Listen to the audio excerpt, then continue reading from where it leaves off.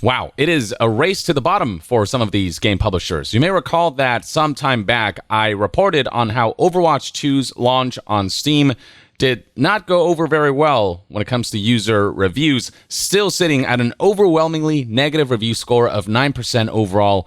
More recent reviews are slightly more positive at 12%. But yeah, that 9% made Overwatch 2 the worst user-reviewed game in Steam's history. Now, I use the past tense there because somehow, some way, another game managed to beat Overwatch 2 and take the crown for worst reviewed game on Steam. I didn't think it was possible for that to happen so quickly, and yet here we are. Ladies and gentlemen, NBA 2K is a franchise that's been mired in controversy and backlash because it feels like with every new release, less and less effort is put into making the annualized release of each new NBA 2K game feel like a proper sequel. Keep in mind that from year to year, we're not getting like an update to an existing game. We're getting a full-fledged new game launch every year, sold at full price. And when you charge full price for a game that's supposed to be a continuation to what came before, you expect a significant upgrade,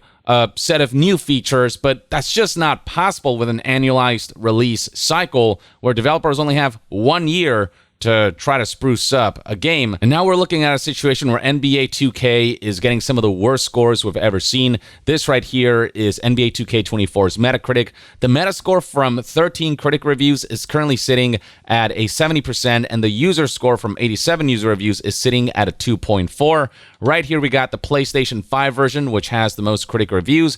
And you can see that one of the things that comes up the most, let me type this in here, is microtransactions. If we count this out just based on the conclusion paragraphs of these reviews, 1, 2, 3, 4. And then if we go to the Xbox Series reviews, we can see there are more reviews that point out the microtransactions. 5, 6, 7 reviews in their conclusion paragraph highlight just how much the microtransactions get in the way of a proper gameplay progression and rewards loop. IGN, for example, posted here, its microtransaction tactics feel like a costly turnover. They gave it a 60%. Here's Metro Game Central highlighting how there are few changes from last year's game and the microtransactions are still obnoxious. The innovations on these sports games that come out every year happen more on the monetization side of things rather than on the gameplay and game mode side of things. Innovations to its monetization have just made its microtransaction problem even more profound, says the loadout. Comicbook.com also gave it a 60, saying everything is being brought down by an abundance of microtransactions. And apparently they're worse than ever. They've been there for years, but this year something feels different,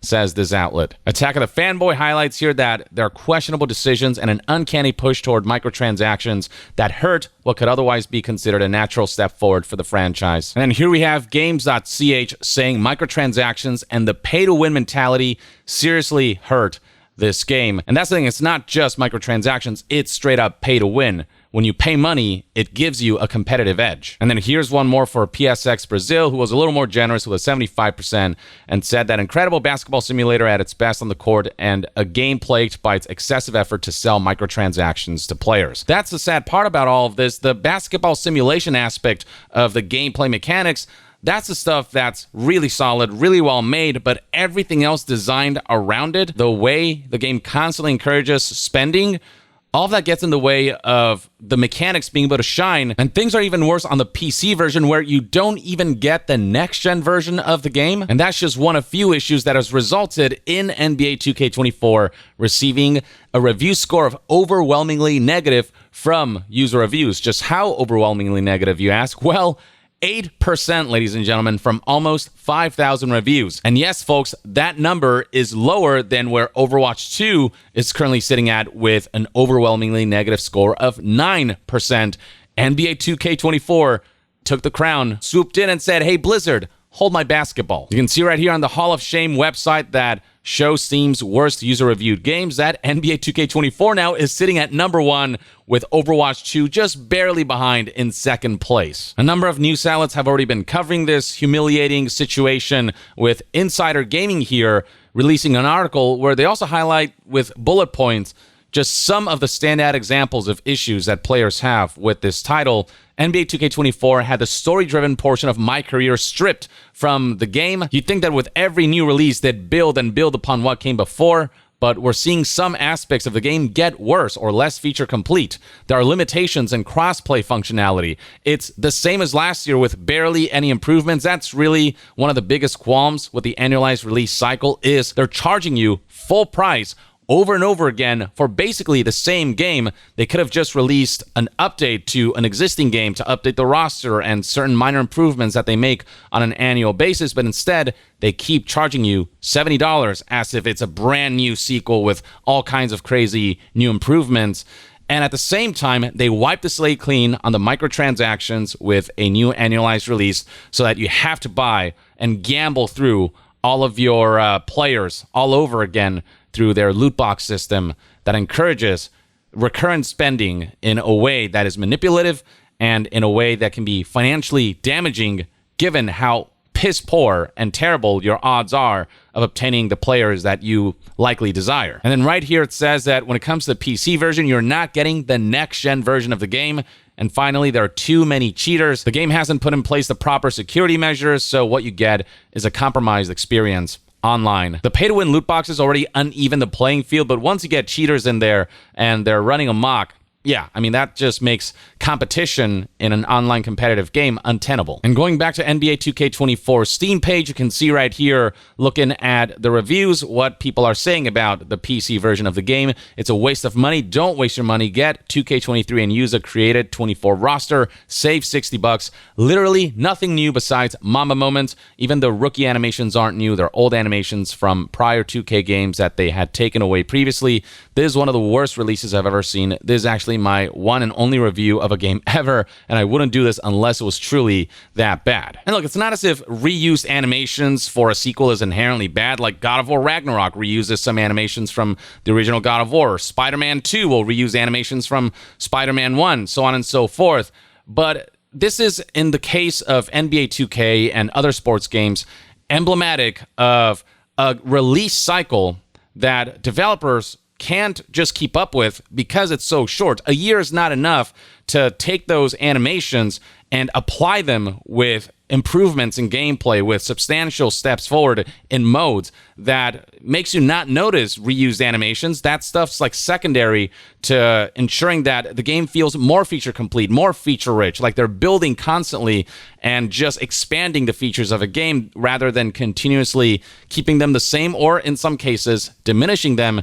And when you get a game that is basically the same game every year, those recycled elements do stand out even more because everything else is also the same. Like God of War Ragnarok reuses certain aspects of God of War 1, but it is decidedly a brand new game in many ways. Same with Spider-Man 2. Yes, there is, the city that we knew from Spider-Man 1, but they added a whole new section to the world map, and they added a whole bunch of new set pieces and story elements and new gameplay mechanics and whatnot that'll make it feel like a new game.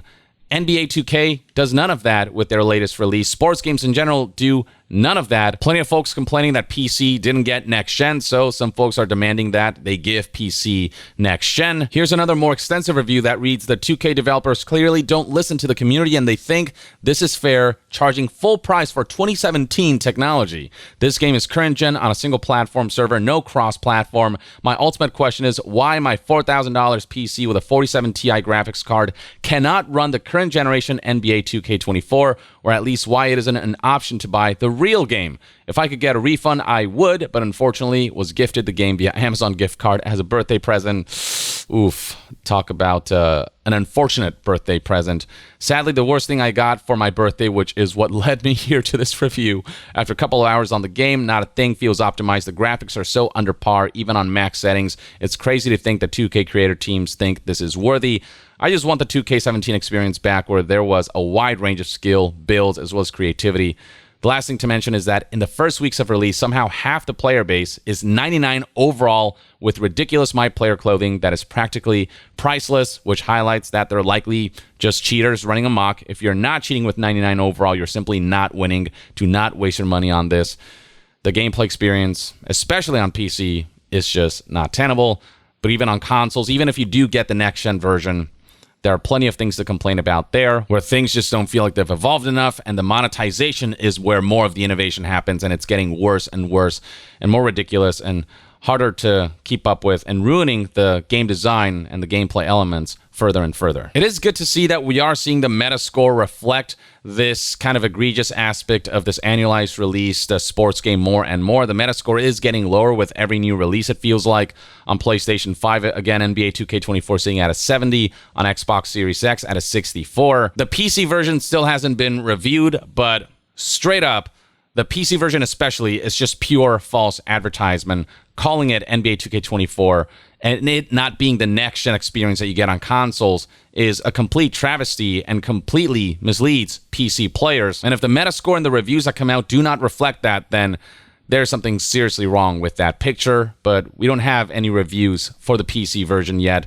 I don't know if it's that they haven't been provided to news outlets, but whatever the case, the bottom line is that NBA 2K fans are more fed up than ever with the latest release, so much so that they've gone out of their way to ensure that they send a message and make it the worst reviewed game on Steam ever, again surpassing Overwatch 2 here, which is quite the impressive feat. I did not expect Overwatch 2's crown to be taken so quickly after that game's launch, but here we are with NBA 2K24 sitting at an 8%. Who knows how that score will change throughout the course of its lifespan, but I imagine that it's just not going to be pretty for the long term. The NBA 2K24 and the PC version especially is emblematic of a corporation that has stopped giving a fuck about quality so long as people are buying these games. And the unfortunate thing is that the branding NBA, makes it so it's very easy to fool the masses with these annualized releases. It makes these games sell. People know that it's the same game every year, but they want the latest in NBA gaming. And so they'll buy the stuff anyway. And so long as these games continue to make a boatload of money from game sales and microtransactions, there's no incentive for these corporations, for Take-Two and 2K, to change their ways. There's no reason for them to focus on quality when it turns out they can make all this money without focusing on quality anyway. So, might as well take the lazy route. And it's from, corporate heads who really don't give a shit about the art of gaming or about giving customers the best experience. As long as the money's coming in and nothing's getting in the way of that, hey, take the easiest route possible towards profit. Or at the very least, that's one man's take. Let me know in the comments below what your thoughts and opinions are on this whole NBA 2K24 situation and it becoming the worst user-reviewed game on Steam. And to be further updated on all things gaming news, reviews, and discussions, stay tuned right here on Young Yeah. I'll see you guys next time. Young out.